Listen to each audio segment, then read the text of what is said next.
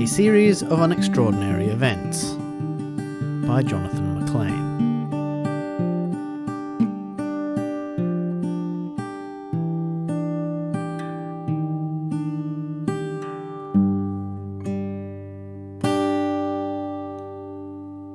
Chapter 1. A Coffee with Grandad. At last, a day of good weather had arrived.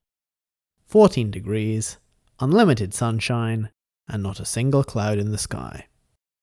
To celebrate this minor miracle, I abandoned my plan to do some work, and decided to go out for a coffee instead.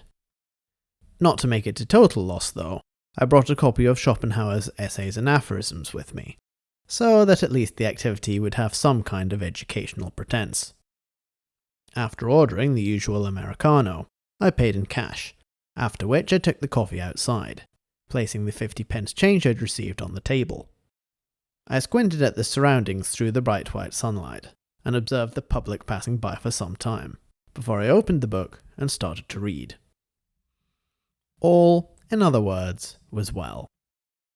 However, after about 5 minutes, I spotted something from the corner of my eye, and turned to get a better look.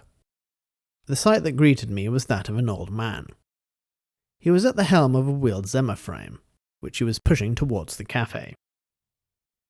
Now, outside this particular coffee shop there were 2 tables, one at each side of the entrance. Initially, the old man made a beeline for the table opposite mine. Even though there was someone else already sitting at this table, the old man, to whom I shall henceforth refer to as Grandad, was undeterred, and made to sit down anyway.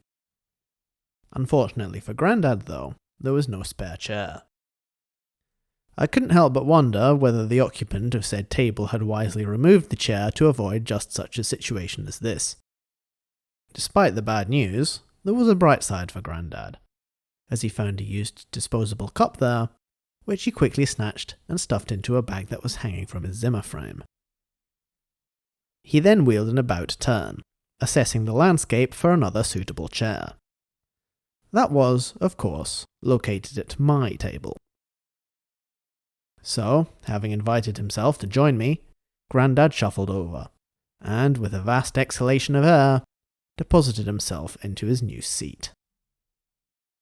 Once Grandad had made himself comfortable, he started fishing for something in his bag, from which he then produced 2 items: the disposable cup he'd just obtained, and an old metal flask, the exterior of which looked like it had been stained by decades' worth of tea dribbling down the sides.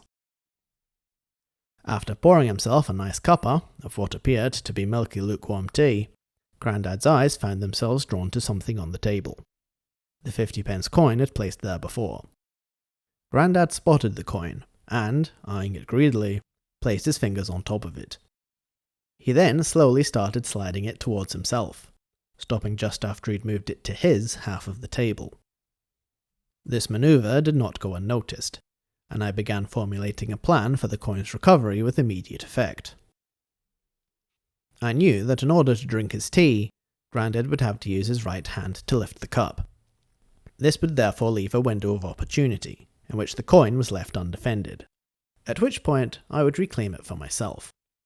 With this objective in mind, I kept a watch on Grandad using my peripheral vision, and the next time he moved his wobbly hand to grasp the cup, I slid the coin back to my side of the table and put it in my pocket. "That were yours, was it?" Grandad croaked when he saw me do this. "It is mine," I replied.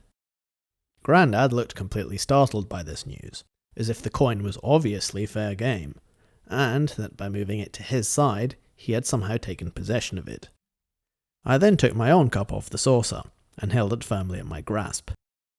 This was just in case Grandad decided to help himself to that as well. Deciding that I was not going to let Grandad distract me from the ostensible objective of reading, I downed the rest of the coffee, and tried to continue with the book. It turned out, though, that Grandad had been observing me just as closely as I'd been watching him. Before too long, he made another pronouncement. "You must have good eyesight if you are able to read that." Quite on the contrary to Grandad's latest observation, however, The rather large pair of spectacles perched on my face actually hinted that my eyesight is in fact quite bad. "I don't have good eyesight," I said. "I just have good glasses." After this quite short conversation, Grandad found that he didn't have very much to say. Given these unfavourable conditions, I soon found that I couldn't really concentrate on reading. Therefore, I sat in the sun, and, whilst tapping the volume against my knee in boredom, I formulated a new plan to get my revenge. If Grandad was going to turn up and sabotage my coffee, I was going to outlast him. I therefore decided to play a game that I've often deployed against annoying people in cafes. It's what I call Last Man Standing. The rules are quite simple. First, select an opponent. In my case, Grandad. Then, you've got to see who can stay in situ the longest. The last person to leave wins. Unless the two of you get kicked out at closing time, in which case it's a draw. Grandad has another thing coming, I thought, if he thinks he can ruin my coffee and make me give in. I resolved not to leave my seat until Grandad had gone first. Then I would claim victory, and forever lord it over this old man, who, I must admit, I had no intention of ever seeing again. So there we sat, the both of us taking in the world. Him presumably oblivious to the fact that I was doing so with the sole intent of waiting for him to clear off. Eventually, he finished the world's longest cup of tea and started rummaging around in his bag, which I took to be a good sign. Unfortunately for me, however, it was a newspaper that he produced, a crumpled old copy of the Metro, which was dated to a few months before. He then started slowly going through the paper, absorbing its contents page by page. He clearly had a keen interest in current events, or at least the events of January 2025. I couldn't help feel that he'd surveyed these very pages many times before. How much of this information he actually took in, though, is anyone's guess. In this way, about 40 minutes passed, until Grandad finally reached the last page, and, having finished, put the Metro back into his bag, quickly followed by the cup and flask. I interpreted this to be an auspicious moment, and as a result, my excitement was mounting. Surely finishing the paper meant that Grandad's time here was coming to an end.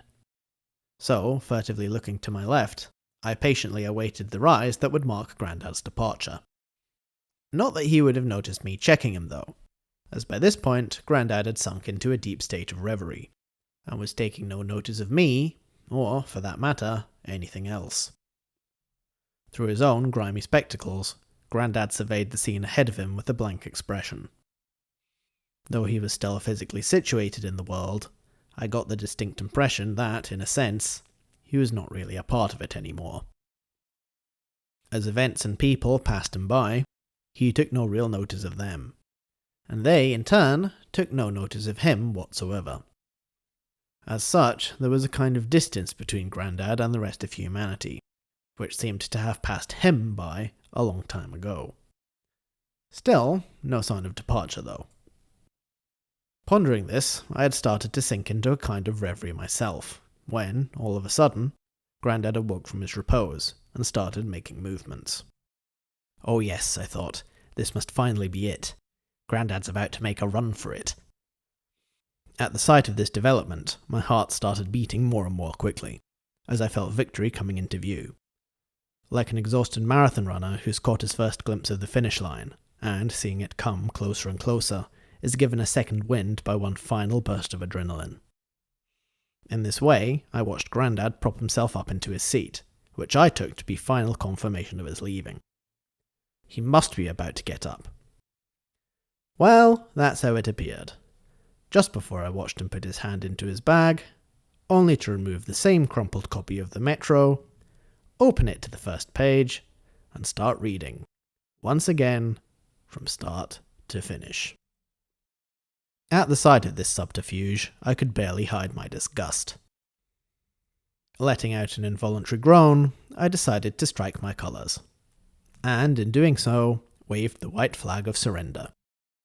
Congratulations, Grandad, you won.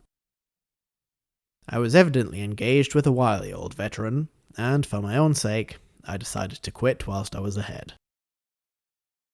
With this, I made my swift departure from the coffee shop, vowing to myself that I would never return. I therefore found myself on the road back home again, attempting to banish Grandad from my memory, though I had a funny feeling that this is another game he'd easily win, whether he continued to walk the earth or otherwise. Grandad may as well have been an otherworldly, ephemeral entity, rendered by the universe in an act of complete chance, to be in my company for a short time, but to remain in my mind forever, perhaps even to my dying day. That sunny morning outside the coffee shop, when the white spring sunlight glinted off the windows of the buildings, will forever be remembered as the day I shared a drink with the old man for the first and last time. So, all I can say is goodbye, Grandad. It was a pleasure to have known you.